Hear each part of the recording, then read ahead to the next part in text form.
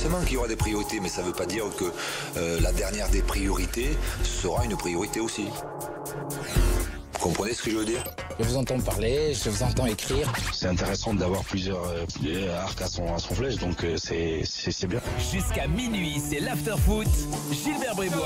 Jusqu'à minuit, l'after sur RMC, l'after sur BFM Sport, l'after sur rmcsport.fr en direct comme tous les soirs de l'année avec Daniel Riolo. Daniel, bonsoir. Bonsoir, chers amis. Et avec Jérôme Rotten. Jérôme, bonsoir. Bonsoir. L'after, l'émission qui dit tout haut ce que le monde du football pense tout bas. J'ai dit tous les soirs. Non, bonsoir les amis. Là, t'as dit chers amis. Ah oui, c'est vrai. Moi, ça me déstabilise tout de suite. Ouais, je me dis, qu'est-ce qu'il a à nous annoncer ou j'ai pas vu. Non, rien du tout. Bon. Alors, nos avis du soir, messieurs, on va parler de Lyon. Jérôme veut en parler. On va parler de Rennes, c'est moi qui veux en parler. Et Daniel veut parler des qualifs africaines ce soir. Donc, on fera... Tu veux parler de Rennes, c'est que vraiment, t'avais plus aucun sujet ou quoi? Ah non, il se passe plein de trucs à Rennes, tu rigoles, c'est pour ça que je vais en parler. Ah, ça bouge. Voilà, je suis impatient qu'on arrive à ton avis, parce que j'ai envie de savoir ce qui peut se passer là-bas. Et ben justement, c'est qu'il se passe pas grand-chose. C'est un peu le problème. Ah bah voilà. Il se passe plein de trucs. Hein. Non, en fait, il se passe rien. Du coup, on va en parler. Ah, d'accord. Des trucs qui se passent pas et qui devraient se passer.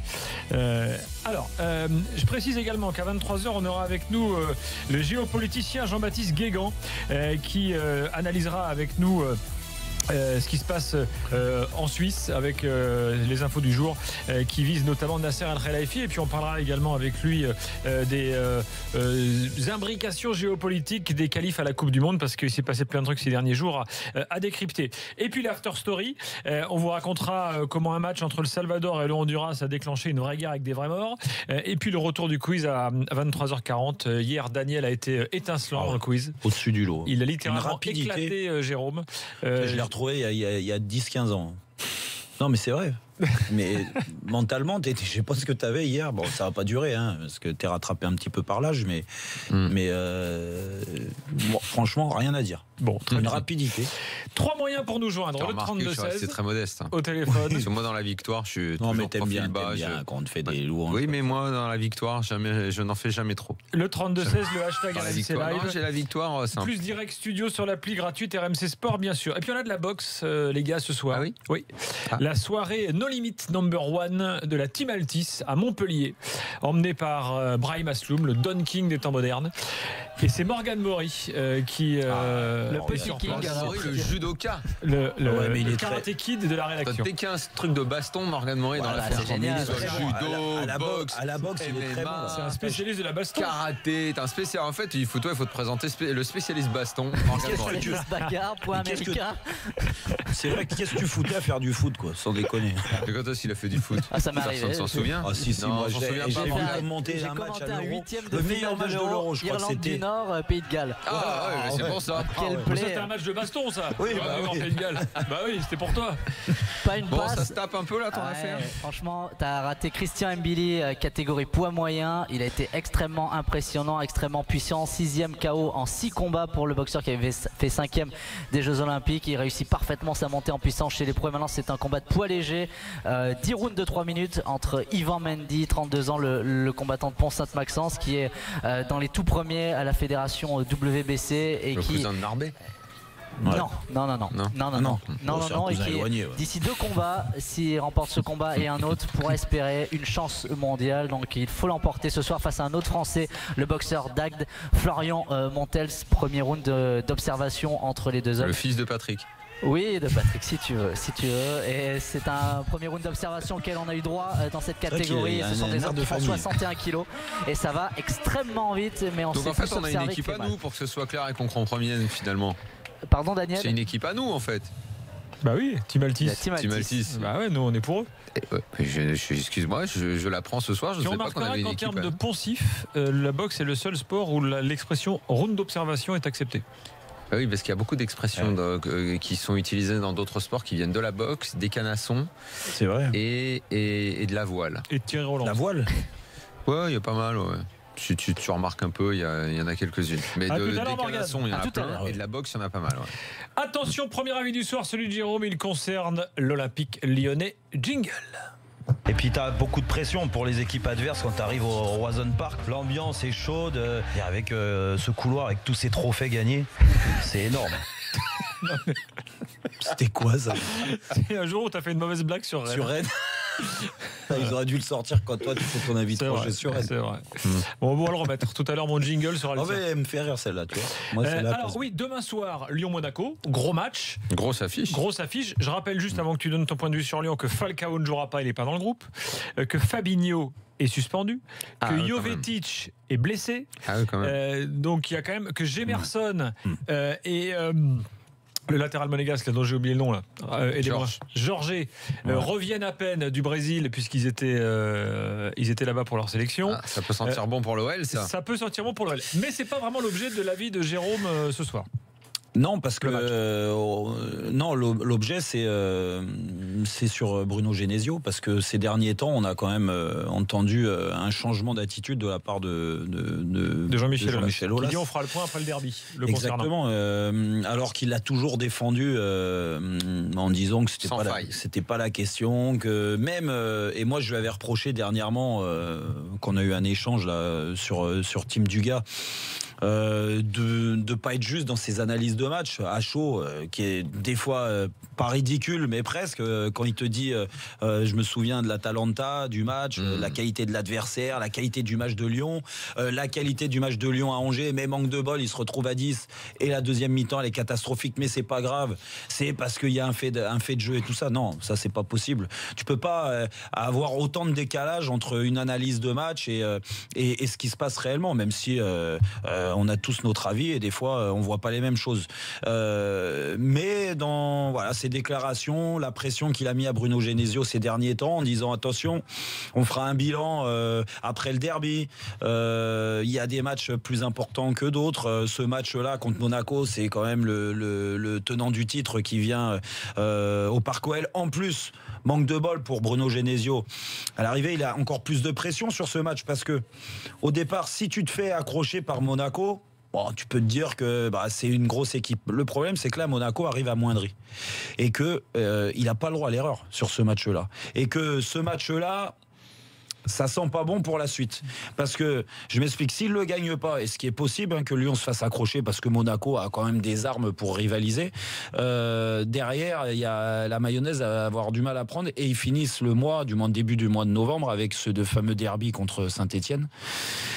Et j'ai bien peur que ça soit les dernières semaines de Bruno Genesio dans cet ensemble-là. Mais c'est les déclarations d'Aulas qui te donnent à penser que Genesio est fragilisé. Oui, parce que quand tu vois les derniers résultats au niveau du... je te parle même pas au niveau de la forme, de ce qui se passe sur le terrain, parce que on est tous d'accord, et du moins surtout les supporters lyonnais qui regardent les matchs, que par moment, ils s'emmerdent un petit peu à regarder cette équipe. Elle leur ressemble pas. Alors je sais pas ce qu'ils estiment, du moins ce qu'ils veulent voir de l'Olympique Lyonnais, mais autre chose certainement, que la mayonnaise elle prenne plus vite, parce qu'il y a eu un changement d'effectif, l'arrivée de certains joueurs, mais c'est vrai que ils restent quand même sur 6 matchs où ils n'ont pas gagné. Ils ont fait 5 nuls et une défaite, il me semble. Alors ils perdent pas beaucoup, mais bon, des matchs nuls un petit peu tiré par les cheveux, et que les résultats, je vois pas comment d'un seul coup une baguette magique ça pourrait changer et de nouveau enchaîner des victoires. Et j'ai bien peur que même s'ils arrivent à gagner 1 ou 2 matchs sur les prochaines semaines, que la prochaine défaite ou le prochain mauvais résultat attendu, où t'attends une victoire, et que ça soit décisif pour l'avenir de Bruno Genesio. Alors ils en sont exactement au même stade que l'an dernier, les Lyonnais, donc après 8 journées, même nombre de points et même position. Mais c'est différent. C'est différent. Mais l'année dernière, c'était pas terrible. Et d'ailleurs, vu le nombre de défaites enregistrées la saison dernière, globalement, ça avait été un échec. Là, cette année, ça a repris grosso modo un peu de la même façon. Donc, moi, je ne sais pas si c'est Genesio qui est fragilisé. C'est juste Aulas qui va bientôt fêter les 2 ans de Genesio, parce qu'il est arrivé à l'hiver il y a 2 ans, c'est ça? Quand Fournier a pris un coup de chausson. Il est en train de se dire qu'il a défendu. Lui ne se regarde jamais dans une glace, ne fait jamais un bilan sur ce qu'il fait. Il avait mis Genesio, et je ne sais pas si à l'époque c'était une bonne idée, c'était la promotion d'un cadre qui a toujours bien travaillé au club, et d'un vrai bon soldat du club. On l'a mis là en remplacement de Fournier. Sans aller voir si on pouvait prendre un entraîneur d'une autre dimension. Il l'a gardé, et il va faire quoi? c'est la pression populaire qui va décider en fait au final. Pas la pression populaire de nous, des Lyonnais.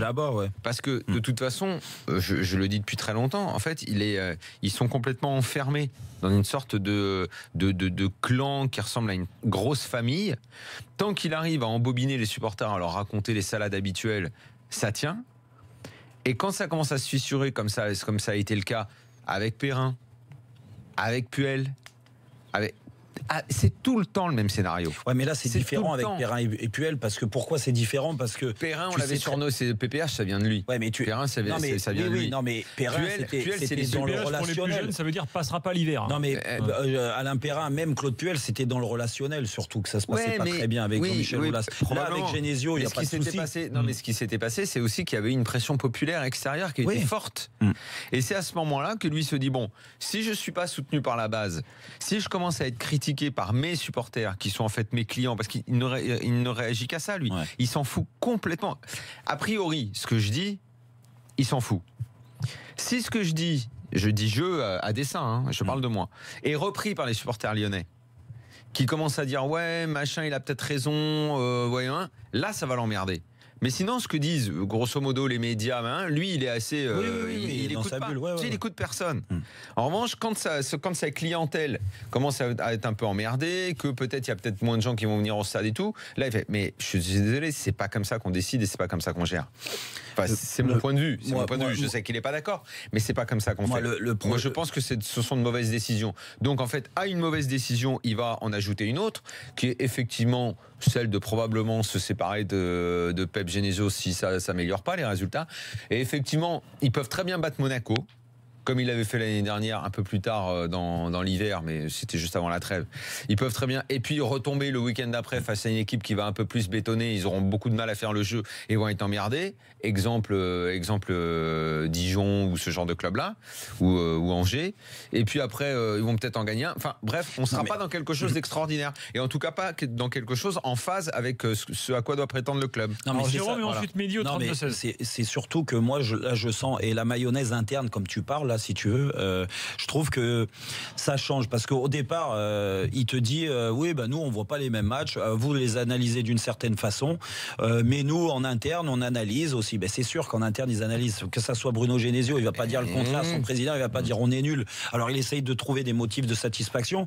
Gilles Rousset, pareil, parce que la dernière fois, il me parlait de Gilles Rousset aussi, qui est dans le club, de Florian Maurice, des anciens joueurs. Ouais, c'est la famille, quoi. Voilà. Ils sont entre eux, ils ont leurs médias locaux qui les cirent en permanence. Exactement. Ils sont là, et puis au bout d'un moment, si ça commence à se fissurer, hop, il y a un fusible.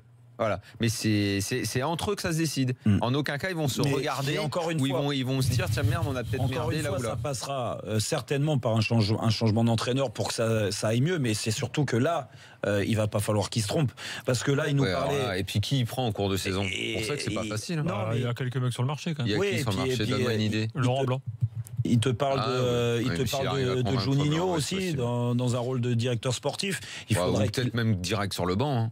Non, je ne crois pas qu'il a envie, Juninho. Non, mais parce que cette histoire de Juninho là, depuis le temps qu'il nous le promet, ça va venir, ça va venir. L'histoire de Juninho, c'est ce qu'il y a, c'est que Juninho, il a quelques trucs familiaux à gérer. C'est-à-dire qu'en gros, il a des enfants qui sont étudiants, sa compagne. C'est quand même un petit bout de temps qu'il y a je pense que ça pourrait être que bon signe déjà, parce qu'il y a une ferveur populaire avec l'arrivée avec Lobo aussi, Juninho, qui est pas facile à.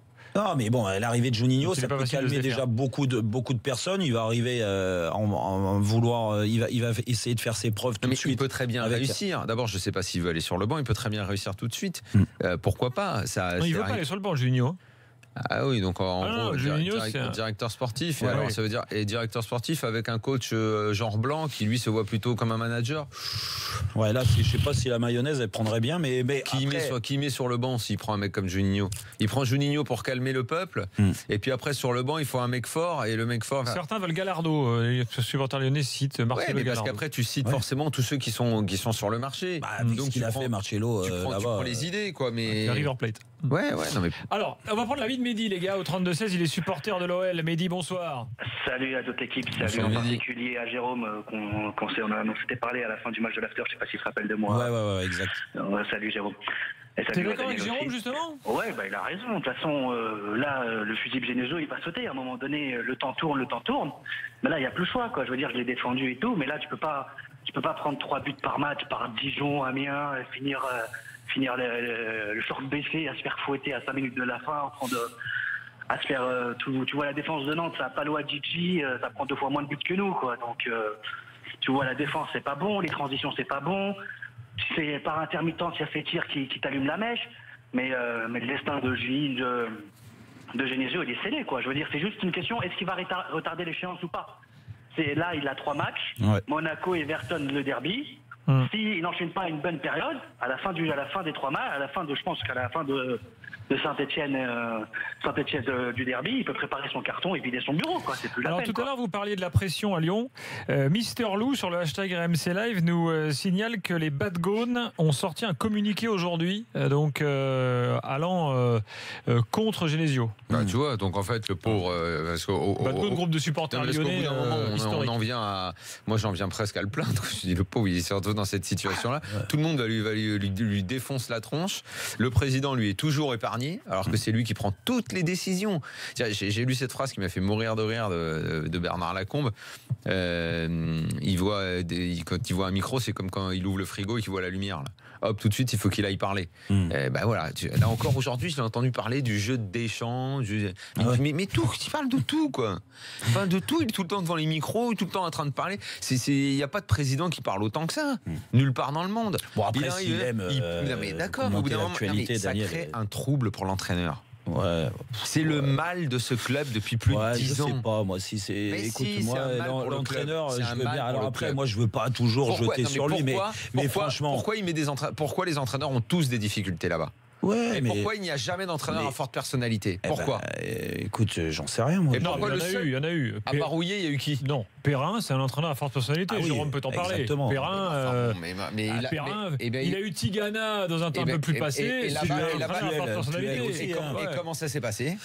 Non, très mal. Oui. Ça s'est passé très mal. Daniel, dans tous les clubs, les histoires d'entraîneurs se finissent en général assez mal. Oui, mais ce que je veux dire, tu finis toujours par te faire virer ou avoir des mauvais résultats. Arrêtez d'être de mauvaise foi. On est en train de parler. Est-ce que les entraîneurs qui sont passés, est-ce que les entraîneurs qui sont passés là-bas n'ont pas été tous réduits au rang de subalterne?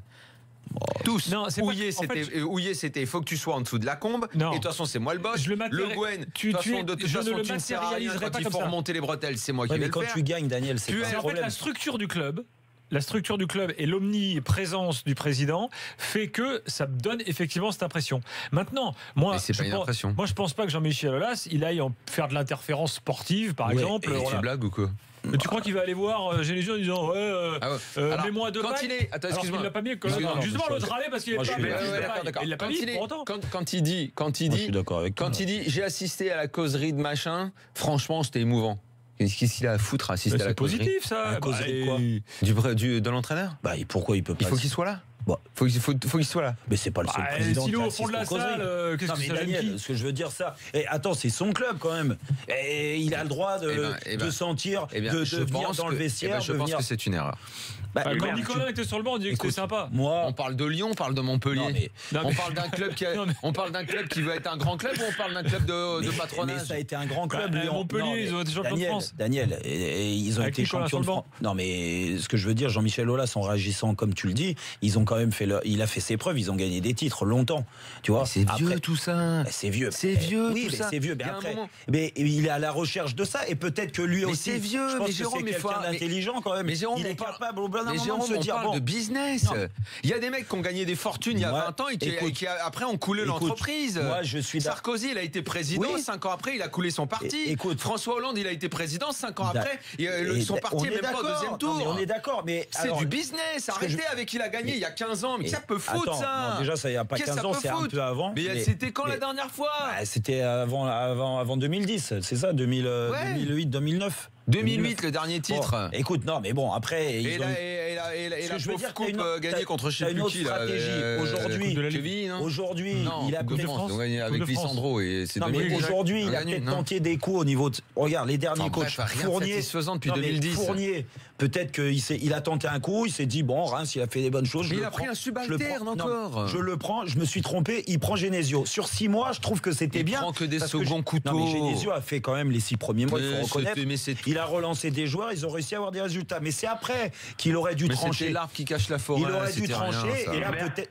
Ouais, vas-y. Non, c'est pas ça. C'est juste en fait que vous avez tous un peu raison. C'est juste le problème, c'est que comme Aulas, il a une personnalité forte et que le fait que depuis 20 ans, ça fait entre 1 et 5e au classement, tant que Lyon, ils feront pas une saison où ils finissent 12 ou 13e, la Cata, la Bérésina, il remettra pas en cause tout l'organigramme, tout le fonctionnement, le Flo Maurice, le Joël Bass, tout l'organigramme. Mais il remettra jamais rien en cause, parce que s'il remet en cause, c'est lui qui remet en cause. Il lâchera pas. Il est dans toutes les réunions, dans tous les machins, mais moi, à la Ligue, à la Fédé, à son club, partout. Il a le nez partout. Daniel, à un moment donné, Aulas, il commence à prendre un peu d'âge. Il va bien préparer sa succession.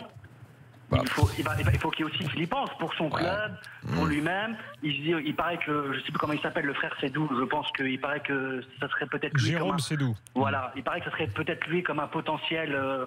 On entend souvent son nom comme potentiel. Oui, mais bon, on n'en est pas là. À l'heure actuelle, on parle d'un club qui va peut-être faire sauter un fusible, d'un club qui a 250 de budget et qui avance pas, et qui stagne. Je suis d'accord, Daniel. Le problème, c'est qu'aujourd'hui, quand tu vois, on a régressé sur l'échiquier européen, parce qu'Aulas, depuis 4-5 ans. Mais sur l'échiquier européen, mais attends, il faut franchement, je suis désolé, mais il faut se l'avouer, hein. Lyon n'existe plus. Il ne va plus. Ils étaient en demi-finale de Ligue Europa l'an dernier. Oui, mais on a Lyon, mais dis pas qu'ils n'existent pas. Mais Lyon, c'est Ligue des Champions. Lyon, c'est pas Europa League. Lyon. Mais quand c'est 250 de budget. Ils doivent être en Ligue des Champions tous les ans. Voyons. Tu sais très bien. Arrêtez de chercher des excuses. Mais je cherche pas d'excuses. Je te donne un fait. Demi-finale de Coupe d'Europe. C'est la deuxième. Ok. Enfin voilà. T'es pas obligé de te mettre dans. Mais Lyon, c'est Ligue des Champions. Lyon. Ils l'ont faite. Et quand ils y vont, ils se font taper en poule. Ils sont ridicules. Et c'est pour ça, encore une fois. Donc il n'y a plus d'ambition. Alors, demi-finale d'Europa League, c'est pas un scandale. C'est plutôt bien. Mais c'est pas qu'il y ait une question. T'écoutes mes avis quand je te dis que tout va bien. Je pense qu'aujourd'hui, il est en train de. On te dit qu'en Europe, ils sont toujours là. Non, en Europe, il n'existe plus. Demi-finale d'Europa League n'existe pas. Pour la taille de son budget, il n'existe plus. Pour le business, il n'existe plus. Pour le business, il n'existe plus. C'est une réalité. Renseigne-toi au niveau européen. Au niveau business européen, il n'existe plus. Si t'es pas en Ligue des Champions, pour un club qui a cette taille-là, t'existes plus. Si c'est Bordeaux qui y va en demi-finale, ok. Pour la taille de ce club. Mais à 250, non. C'est pour ça que c'est pas trop tard pour lui de changer quelque chose et de se réveiller. Rien du tout. Stop sur Lyon. Demain le match. L'after sera là de la fin du match, d'ailleurs demain soir, avec Nico Villas qui est de retour. Dans quelques instants, on va parler de Rennes. On va voir si ça va mieux à Rennes qu'à Lyon. On a vu un Gourcuff énervé aujourd'hui en conférence de presse. Tiens, un petit détour par la boxe, les gars. Morgane Maury, que se passe-t-il à Montpellier pour la Team Altis? Gagne notre équipe. Gagne notre équipe. Oui, c'est des cas individuels, tu sais, Daniel, comme la victoire de Christian Mbili, de Mathieu Boderlic et Yvan Mendy qui a passé le turbo après la 3e reprise. Il met vraiment en difficulté son adversaire, Florian Montels, qui a 10 victoires à son palmarès, une seule défaite, mais il chancelle souvent sur ses jambes. Il n'est pas encore tombé sur les fesses, Florian Montels, mais il ne peut rien face à la classe d'Yvan Mendy, membre de la Team Altis, 32 ans, 38 victoires en 43 combats et qui fait vraiment la différence. Il va trop vite, il frappe trop fort pour l'instant pour son adversaire du soir. On est à la 6e reprise et j'en ai compté 4 sur les 5 premières en faveur d'Yvan Mendy, alias le Lion. Très bien, merci Morgane, excellente transition vers Rennes qui n'a rien à voir avec les Lions. Dans quelques instants Rennes donc, et puis on va parler également des qualifs africaines et spécialement du Maroc avant 23h dans l'after.